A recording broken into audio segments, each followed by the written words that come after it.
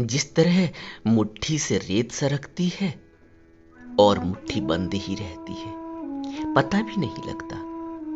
और मनुष्य सोचता है मैंने तो मुट्ठी बंद की है तो सारी रेत मेरे पास ही होगी, और बड़ा ही खुश है और भाग्यशाली समझ रहा होता है अपने को। अहंकार से भरा हुआ है, इस बात से कि उसकी मुट्ठी भरी हुई है। और आदमी को आदमी नहीं समझता, किसी प्राणी को प्राणी नहीं समझता। अहंकार में मदमस्त हाथी की तरह नाचता है। लेकिन उस गरीब को, उस बेचारे को यह पता ही नहीं कि उसकी मुट्ठी खाली हो चुकी है। उस बेहोशी से भरे, प्रमाद से भरे अहंकारी को पता ही नहीं लगता कि वह व्यर्थ में मुट्ठी बंद करने की मेहनत कर रहा है। अब वहां कुछ भी नहीं है, सिर्फ खोखली मुट्ठी भर रखी है। यह सांसें जो इतनी अमूल्य हैं, जो इस भरी हुई मुट्ठी की तरह है, उस रेत की तरह जो मुट्ठी के अंदर है, ऐसा लगता है मुट्ठी के अंदर है, उसी तरह यह सांसें रोज कण कण की तरह खिसक रही है और लगातार अविरल खिसक रही है। लेकिन बेहोश प्रमादी मनुष्य को पता ही नहीं चलता। वह यही सोच रहा है अभी कि उसकी मुट्ठी तो भरी हुई है, उसको थोड़ी मरना है। लेकिन जब तक पता चलता है तब तक वह मृत्यु शैया पर होता है और मौत उसके सिराने पर खड़ी होती है और उसको हिला रही होती है, चल तैयार हो जा, तेरा वक्त पूरा हुआ। वह आश्चर्य से देखता है, अपनी मुट्ठी को खोलना चाहता है अब, और देखना चाहता है कि मुट्ठी तो भरी हुई थी, अभी तो बहुत कुछ बचा हुआ है, अभी तो मैंने कुछ किया ही नहीं, अभी तो पूरा जीवन मैंने भागदौड़ ही करी है आशा और तृष्णाओं के पीछे, अभी तो मैं बहुत कम इकट्ठा कर पाया। लेकिन उसको पता नहीं कि उसकी मुट्ठी खाली हो चुकी है। उसने वह जो मुट्ठी भर कर लाया था, वो देखा ना बच्चे को, जब पैदा होकर आता है तो मुट्ठी भरी हुई होती है, मुट्ठी भींची हुई होती है। वह मुट्ठी क्यों भरी हुई है? उसे यही मानो कि सांसों की मुट्ठी है, भर कर लाया है, अभी अभी पैदा हुआ है। और उसको पता नहीं कि यह रेत की मुट्ठी है, धीरे धीरे खिसक रही है, हर पल खिसक रही है, क्षण क्षण खिसक रही है। लेकिन वह मदमस्त प्रमादवश इस जीवन में, इस तरह तृष्णा में, इस तरह द्वेष और राग रंग में उलझता है कि उसे पता ही नहीं चलता कि यह मुट्ठी खाली होती जा रही है, सरकती जा रही है, रेत की मुट्ठी की तरह सरकती जा रही है। लेकिन अब कुछ किया ही नहीं जा सकता, सिर्फ पश्चाताप और सर पीटने के अलावा कुछ नहीं बचा। अब मृत्यु सैया पर पड़ा है, सिसकता है, आंखों से पानी निकल रहा है, कोई मदद कर सकता नहीं। सभी जिनको वह अपना अपना मेरा मेरा कहता था, उसको घेर कर खड़े हैं, मगर उसकी कोई मदद कर नहीं सकते। और वह रोता हुआ, सिसकता हुआ विदा हो जाता है इस संसार से और अपने जीवन को बर्बाद करके चला जाता है। और इतनी कालिक पुती हुई होती है उसके मस्तक पर कि इसको साफ करना, इसको धो पाना, इसको मिटा पाना अब मुश्किल है। कोई नहीं मिटा सकता, कोई अपना नहीं मिटा सकता जिसको वो अपना अपना कह रहा था और कर्म पर कर्म किए चले जा रहा था कि मैं तो बच्चों के लिए कर रहा हूं, मैं तो अपने लिए कर रहा हूं। कर्मों का पता ही नहीं चल रहा था कि वो कैसे कर रहा है, कौन देख रहा है उसको। उसको यही लगता था कि कौन देख रहा है, सब तो यही कर रहे हैं, मैं कौन सा अनोखा कर रहा हूं। और आज जब वह मुट्ठी खाली हो गई जिसको वो भींच के रखा हुआ है अभी तक, तब सिसक के रोता है, क्योंकि वहां कुछ भी नहीं है, सब खाली हो चुका है। और वह मुट्ठी जिसको वह समझा हुआ था, वह दूसरी मुट्ठी जिसको वह समझा हुआ था कि भरी हुई है, वह भी खाली ही होती है, क्योंकि उसको भी वह ले जा नहीं सकता। वह कौन सी मुट्ठी है जो उसने तिजोरी में, बैंकों में, गहने और आभूषणों में रखा था? वह जिसको वह अपना और मेरा कह रहा था, छिपा छिपा कर रख रहा था, पूरी जिंदगी छिपा कर किस तरह से उसने इकट्ठा किया था, आज कुछ नहीं ले जा सकता। और जिनको वह अपना अपना कह रहा था, वह इसको, उन रुपयों को, उन आभूषणों को और उस प्रॉपर्टी के कागजों पर नजर जमाए हुए हैं और यही सोच रहे हैं कि यह विल भी कर गया है या नहीं, हम कैसे बांटेंगे, कैसे हिस्सा करेंगे अपना। यह जिंदगी देखते हो, जिसको इसने न जाने कितने कर्म करके इकट्ठा किया था, वह सब यहीं रह जाता है और वह कर्म इसके साथ चले जाते हैं। यही तो है वह जो मस्तक पर कालिक पुती है, वो मस्तक पर सब लिखा हुआ है और सब यह लिख कर उस खाता बही को अपने साथ लेकर चले जाता है। और जो इकट्ठा किया था, जो मुट्ठियां बंद की थी, वह मुट्ठी वैसी ही चली जाती है। उससे कुछ वो देखता है, वो खाली है, कुछ भी नहीं है वहां अब। यह जीवन की गुत्थी सुलझती नहीं, इसका कोई पता ही नहीं चलता कि यह जीवन क्या है, क्यों मिला है, इसका उद्देश्य क्या है। लेकिन भाग्यशाली है वह लोग जिसको किसी सम्यक संबुद्ध की शरण मिल जाती है, विश्वास जम जाता है, सत्संग मिल जाता है, उनका संग साथ मिल जाता है। तब इस जीवन के उद्देश्य का पता चलता है, इसकी मूल्यता, इसकी महिमा का पता चलता है। और फिर समझदार वही है जो इसकी एक सांस भी व्यर्थ में बर्बाद नहीं करता, उसको भी सार्थक कर लेना चाहता है। फिर शराब, नशा, व्यभिचार, भोग विलास और व्यर्थ के उन कर्मों को नहीं करता और अपना जीवन बर्बाद नहीं करता, वरन ध्यान, सत्संग, सेवा, सत्कर्म और अहोभाव में अपना जीवन लगाता है। फिर वह किसी को बुरे मार्ग पर नहीं धकेलता, बल्कि अपने साथ सत्कर्म, सत्संग और अभ्यास में लगाता है। फिर वह किसी का छीनता नहीं, बल्कि देता है, सेवा करता है, मदद करता है। उसके जीवन की दृष्टि ही बदल जाती है, सम्यक दृष्टि जागृत हो जाती है। बुद्ध कहते हैं ना, जब सम्यक दृष्टि पैदा होती है, सम्यक संकल्प पैदा होता है, तब प्रज्ञा जगती है, तब प्रज्ञा की चमक उठती है। और जिसके अंदर प्रज्ञा की चमक उठी, उसका जीवन रूपांतरित हो जाता है।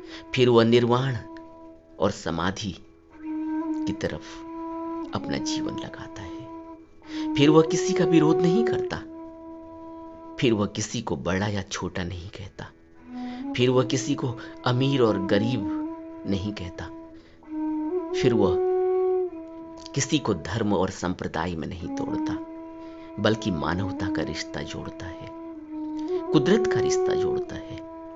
घृणा और नफरत, ईर्ष्या और द्वेष के लिए अब उसकी दिल में कोई जगह नहीं, बल्कि प्रेम और प्यार के रिश्ते जोड़ता है। जब तक मनुष्य के अंदर जागृति नहीं आती, जीवन में कोई सत्संग न घटा हो, कोई तथागत का संग साथ न हुआ हो, कोई मुर्शिद न मिला हो, उसके दीदार न हुए हो, उस व्यक्ति को मृत्यु का बोध नहीं होता। वह चाहे अपनी तरफ से कितना ही गुणी ज्ञानी क्यों न हो, मगर मृत्यु कंपा जाती है। इसीलिए संसारी उसको भूला ही रहता है। बल्कि अगर किसी ने मृत्यु की बात भी कर दी उसके सामने, तो वह उस बात को भूलना चाहता है। अशुभ बातें मत करो कहता है। वह यहां से जाना नहीं चाहता। इसको अपना स्थायी निवास समझकर रखता है। इसीलिए मृत्यु की पीड़ा उसे बहुत भारी होती है। जिसने जीवन को पकड़ा हुआ है, जिसने बोझा पकड़ कर रखा हुआ है, बोझा सर पर ढो रहा है, उसको मृत्यु की पीड़ा बहुत भारी होती है। जब भी किसी को मृत्यु का बोध हुआ है, उसके जीवन से घृणा, नफरत, द्वेष, राग रंग, आशा, तृष्णा, इच्छाएं सब विदा हो जाते हैं। मगर यह मृत्यु का बोध मौखिक नहीं है, बल्कि जीते जी मरने की कला है, जो सभी बुद्ध पुरुषों ने बताया, जो सभी बुद्ध पुरुषों ने समझाया। उन्होंने करके दिखाया है कि यह जीते जी मरने की कला है।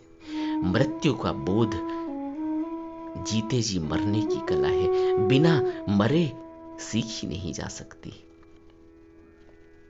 एक बार एक व्यक्ति को कैंसर हो गया, और जब तक वह डॉक्टर के पास पहुंचा, तब तक कैंसर उसके शरीर में बहुत ज्यादा फैल चुका था। उसके सारे टेस्ट किए गए। वह एक बहुत बड़ा बिजनेसमैन था और देश के नामी डॉक्टर के पास गया था। उसके सारे टेस्ट हुए और टेस्ट करने के बाद डॉक्टर ने कहा कि तुम्हारी जिंदगी मुश्किल से 1 महीने की बची हुई है। अब कुछ किया नहीं जा सकता, क्योंकि कैंसर बहुत ज्यादा फैल चुका है। अब तुम जितना हो सके खुश रहो, प्रसन्न रहो और जिंदगी को जितना भी हो सके आनंद से जियो। वह तो सुन्न हो गया। वह एक बहुत बड़ा बिजनेसमैन था और उसने खूब धन कमाया था। बहुत नामी व्यक्ति था देश का। बहुत कारोबार फैलाया था उसने पूरे देश विदेशों में। वो घर गया और चुपचाप अपना कमरा बंद करके एकांत में विचार में चला गया। उसने विचार किया कि मैंने अब तक जो कमाया था वह कितना है जो मेरे पास है, और कितना ऐसा है जो मैंने टैक्स की चोरी करके और इधर उधर से नंबर 2 से कमाया है। उसने अपनी खाता बही निकाली और देखा कि लगभग 10 करोड़ रुपए का टैक्स जो उसने चोरी किया था, 10 करोड़ रुपए। वह अगले दिन टैक्स डिपार्टमेंट में गया और उसने वॉलेंटरीली अपनी इनकम को घोषित कर दिया और बताया कि उसका इतना टैक्स बकाया है, वो देना चाहता है। और वो सारा टैक्स जमा करके आ गया। वापस आया। रास्ते में उसका एक बहुत बड़ा दुश्मन रहता था, जिससे उसकी जिंदगी हमेशा खतरे में बनी रहती थी। इतना बड़ा डर था उसको उस व्यक्ति से। वह उसके घर चला गया बिना किसी सिक्योरिटी लिए। उसने दरवाजा खटखटाया तो वो व्यक्ति तो सन्न रह गया कि अरे यह मेरे घर में कैसे, और बिना किसी सिक्योरिटी के अकेले। उसने दरवाजा खोला। तब उस व्यक्ति ने कहा कि मेरे को देश के नामी डॉक्टर ने बताया है कि मेरे को बहुत कैंसर हो चुका है पूरे शरीर में और मेरी मृत्यु 1 महीने के अंदर में हो जाएगी। अब कुछ किया नहीं जा सकता, इसलिए मेरे से जो भी गलती हुई है और उसके लिए जो भी मैं भुगतान कर सकता हूं उसके लिए मैं राजी हूं और मैं माफी मांगने के लिए आया हूं। आप अगर हो सके तो मुझे माफ कर दें। इतना कहकर वह व्यक्ति उस दुश्मन के घर से वापस चला गया। वहां से अपने बैंक गया और जो भी ओवरड्राफ्ट था, जितने भी खातों में, उसने सब पे कर दिया। उसके अलावा जिनसे भी पैसे लिए थे, जो भी उसके क्रेडिटर्स थे, उसने सबका भुगतान कर दिया। और उसके बाद पूरे 1 महीने तक वो खूब नाचता रहा, गाता रहा, हंसता रहा, लोगों को खाने पर बुलाता, लोगों को हंसाता, खाता पीता और मस्त रहता। दान पुण्य, मदद, सेवा, मंदिर मस्जिद गुरुद्वारे बस्ती में जाता और किसी भी व्यक्ति को उसने उसके बाद से इतना प्रसन्न कर दिया, जो भी बन पड़ता उससे वो करता। पैसे से, अपने प्यार से, अपने कर्मों से उसने खूब वाही वाही लूटी, खूब लोगों को खुश किया। उसने वह 1 महीना इतने आनंद में बिताया जैसे एक छोटा सा बच्चा बिना किसी भूत और भविष्य की चिंता किए जीता है। वो बच्चे की ही तरह हो गया था। किसी से कोई गुस्सा नहीं, दुख नहीं, परेशानी नहीं, बल्कि अगर किसी को रोते हुए देखता, किसी को कोई परेशानी में देखता, तो उससे जो बन पड़ता वह वो करता, मगर द्रवित हो जाता। उसका दिल इतना साफ हो गया जैसे एक कोरा कागज। अब तक उसने उन 1 महीने में किसी को दुख दिया ही नहीं, खुशी ही खुशी कमाई थी। और गुस्सा करने का, एक्सपेक्टेशन का, और किसी से कोई पीड़ा, किसी से कोई झूठ बोलना, किसी से कुछ बचाना, किसी से कोई मिथ्याचरण, किसी से कोई दिखावा, लोकाचारवश कोई आचरण, उसका कुछ भी नहीं, सब कुछ चला गया। उसने सब कुछ छोड़ दिया। वह सिर्फ प्रसन्न होता, सिर्फ हंसता। उसने किसी से कोई एक्सपेक्टेशन करना ही बंद कर दिया। वह सारे काम अपने खुद करने लगा। वह किसी से कुछ भी नहीं कहता था। वह एक सादे कागज की तरह साफ हो गया। कहते हैं कि जब कैंसर उसके पूरे शरीर में फैल गया और वह मृत्यु शैया पर लेटा हुआ है, उसकी मृत्यु हो रही थी, वह निर्भय था, खुश था, और उसके शरीर से, उसके चेहरे से एक चमक निकल रही थी। कोई कहता ही नहीं, कोई कह ही नहीं सकता कि यह व्यक्ति कैंसर से पीड़ित है और इसकी मृत्यु हो रही है। उसके चेहरे में इतनी प्रसन्नता थी, इतनी चमक थी, वह खुशी से मर रहा था। उसके पास कोई बोझ नहीं था।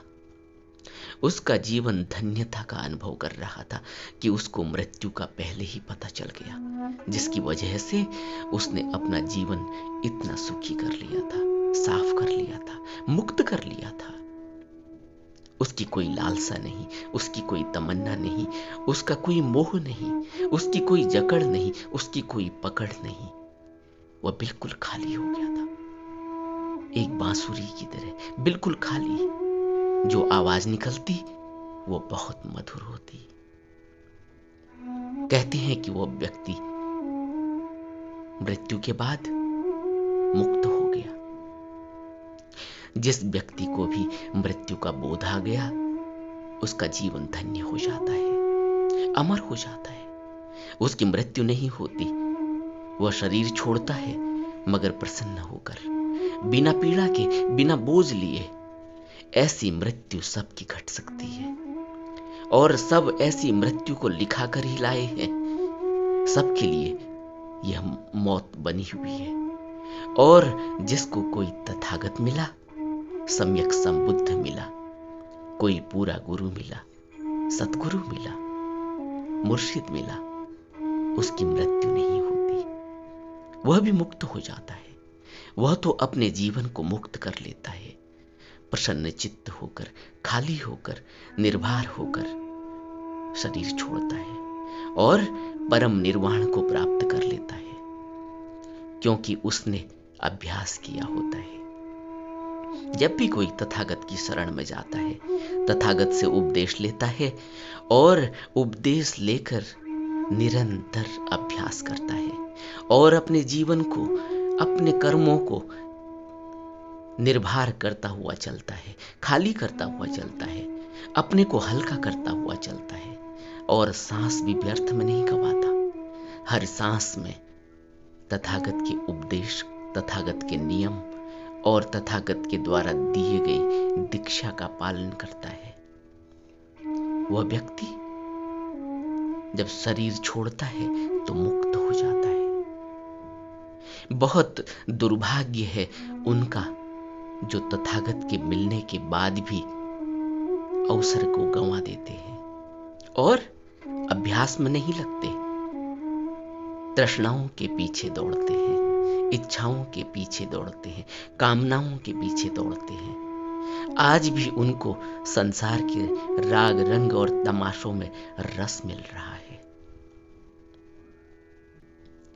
वह बुद्ध के उपदेश नहीं सुनते, वह तथागत के बताए हुए मार्ग पर निरंतर अभ्यास नहीं करते। वह बहुत हल्के में जीते हैं, कुनकुने होकर जीते हैं, जैसे मृत्यु आनी ही न हो, जैसे वह मुक्त ही हो गए हों। वह मिथ्या दृष्टि का शिकार हो जाते हैं। अगर तथागत चाहें तो उनको बचा लें, अन्यथा वह अपना आत्मघात करने को अभी भी तैयार ही रहते हैं। जैसे एक वह व्यक्ति होता है